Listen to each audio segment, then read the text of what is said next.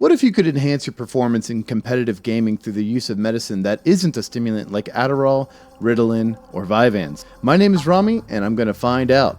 Recently, I started getting into RTS games through Age of Mythology Retold, and I've been having an absolute blast playing this game. It is easily in my top 5 games of all time. However, playing AOM isn't the only thing I've started doing. I also started taking a medicine called tirzepatide. Some of you might be aware of something called Ozempic, and without going into too much detail, tirzepatide isn't Ozempic, but it is similar. I know there's a stigma around that medication, but I don't really care. It's completely changed my life around with massive reduction to my ADHD symptoms, allowing me to work a lot more than I was, which is great because I'm self-employed and actually focus on being productive, while also allowing me to stick to a game long enough to learn it, like my new favorite, Age of Mythology. So naturally, with things that I end up really loving, I wanted to dive deeper into both. RTS is a completely new genre of game for me, and I have never taken a peptide before, which is the group of drugs tirzepatide belongs to. While I am still learning about Age of Mythology, and I will talk about my experience so far with it a little later, I started diving into the world of peptides and looking at all the different kinds there are.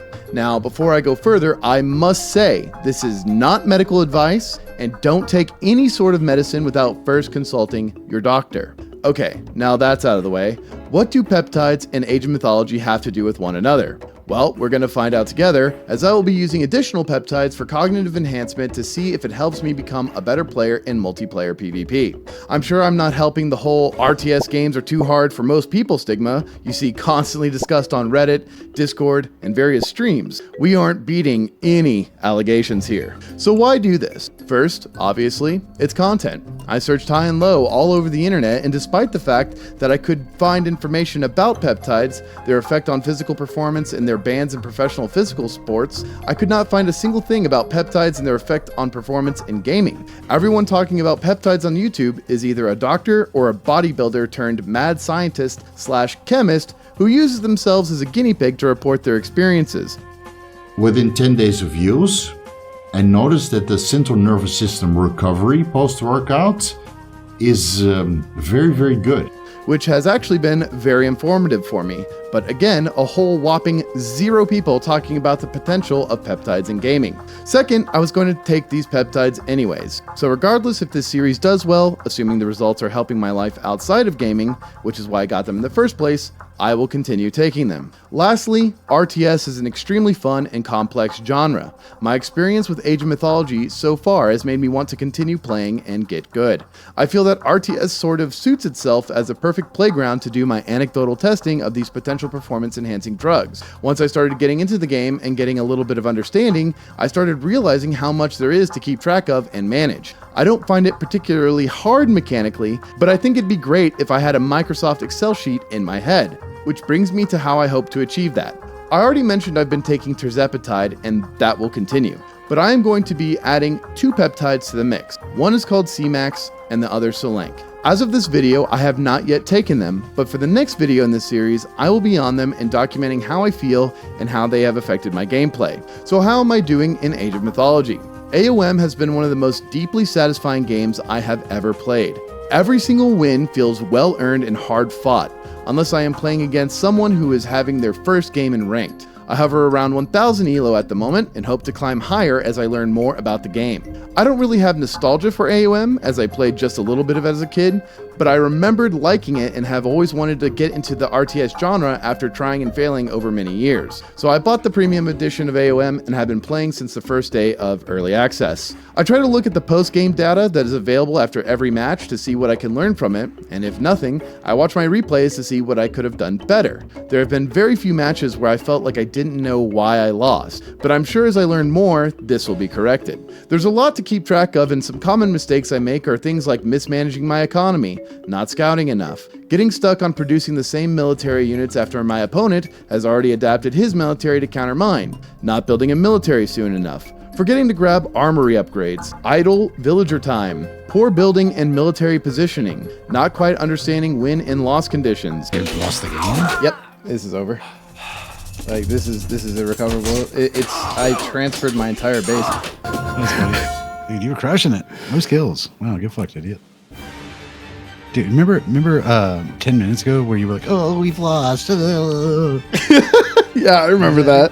and I'm sure I will recognize more mistakes as I continue to learn the game.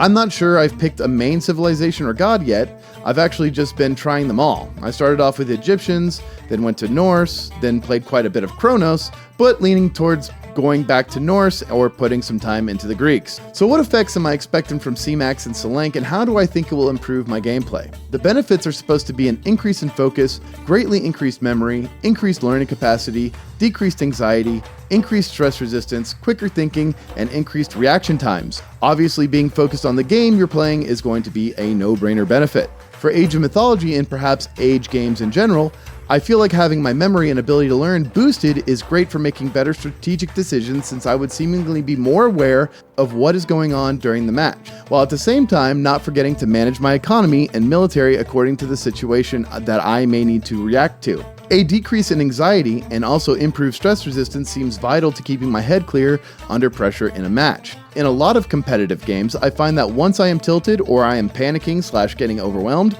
I tend to make more mistakes. Hopefully that happens much less. Being able to process information quicker in my brain would probably help quite a bit, because sometimes I find myself in situations mid-match where I'm just like, now what? I'm not sure how much APM I really need for Age of Mythology, as reading about the game and watching YouTube videos leads me to believe that high APM is not necessity to be good, but I figured that quicker reaction times will help me with my micro during some intense battles. What I am not expecting is the effect stimulants like Adderall and Vyvanse have on performance in regards to tunnel vision. In the past, I had been on Vyvanse for school and noticed a significant increase in my reaction times and precision in shooters like Counter-Strike. However, the trade-off was that I had tunnel vision, lacked forethought, and strategized very poorly while on it. I suspect that this will not be the case for Semax and Selank, but I will definitely try to let you all know if I am running into that problem.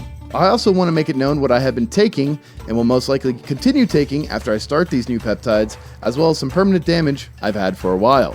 My body, for some reason, does not produce enough testosterone, so I am on TRT and sit around 1,000 nanograms per deciliter of testosterone. I had a disease called transverse myelitis when I was 18, and this damaged my nerves in my hands and feet. I am unsure if it constantly affects my reaction time, but it definitely does if I get too warm, which typically doesn't happen unless I'm outside on a hot day.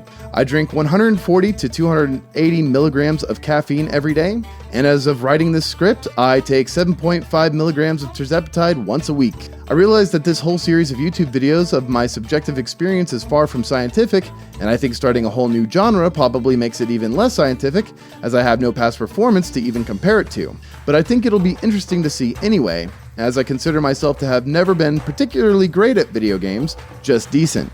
I am also open to going back to something like League of Legends or Street Fighter 6 sometime in the future, as I had played League of Legends for over a decade and never got above gold rank, and capped out at platinum rank in Street Fighter 6. Also, I am looking for ways to measure improvement in Age of Mythology outside of my ELO going up, as well as little tips and tricks on how to play better. If you have any ideas or suggestions, please feel free to share in the comments. If you want to support my efforts on this channel, you can subscribe, and if you really want to go the extra mile, you can join as a member, and I'll put your name in the credits of every video I make going forward.